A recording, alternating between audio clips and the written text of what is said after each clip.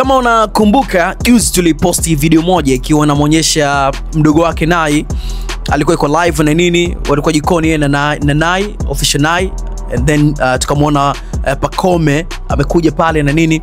Ilikuwa ni sio video official, ilikuwa ni kama amejitokeza. Kwa hiyo lile tukio likamfanya mdogo wake kuhama ile location kwa sababu alimuona Pacome ameapia. Ni kama kitu ambacho hakupanga Pacome aonekane. Na kutokea hapo ndo Watanzania pia wakathibitisha kwamba bwana Pacome na official Nai wanatoka kimapenzi na wanaishi nyumba moja. Hiyo ilikuwa ni moja kati ya story ambayo ilitokea juzi hapa. Sasa nimekutana na video ya Pacome akiwa na mwanamke mwingine. Jamani wachezaji, mtatulia dada zetu. Mtatulia dada zetu kwa pressure. Mtatulia dada zetu kwenye kila kitu, kwa sababu ukitazama video ambayo ipo mtandaoni inaonyesha Pacome akiwa na huyo dada kitandani. Inaonekana kama ni wapenzi na vitu kama hivyo. Sasa sisi tayari tushakuwa na hiyo imagination ya kusema bwana kaka yetu Pacome na date na dada yetu official Nai, alafu tena tunamuona tena mtu mwingine kwenye mitandao ya kijamii, tena video kama ile wako kitandani faragha.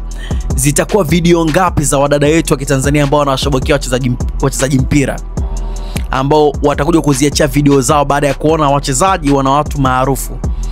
Kwa sababu mtu anaona kama ni trending sasa kutokeza na nini na yeye pia kuonekana. Unajua? Sasa Pacome sasa ndugu yetu MVP. Huyu dada yetu Shenai. Bwana mzuri tu. Mbona sidhani kama anastahili matukio. I don't think kama anastahili matukio.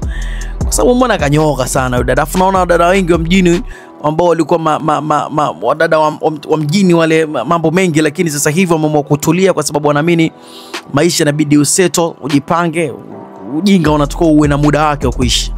Sasa kusema ukweli kwenye hii video mimi nimejisikia vibaya. Sijajua kwa mashabiki wengine, lakini kwa watu wengine, kwa mimi nimejisikia vibaya kwa sababu nilitegemea ndio utakuwa mwanzo mzuri kama baadhi ya wasanii au baadhi ya wachezaji ambao pia sasa hivi wanaendeleza mambo yao vizuri. Kwa mfano kama Aziz Ki na Hamisa Mobeto mpaka pale ambapo wamefikia.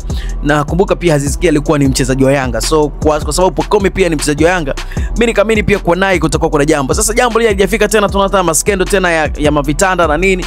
Ndugu yangu, mimi nashinda kutetea.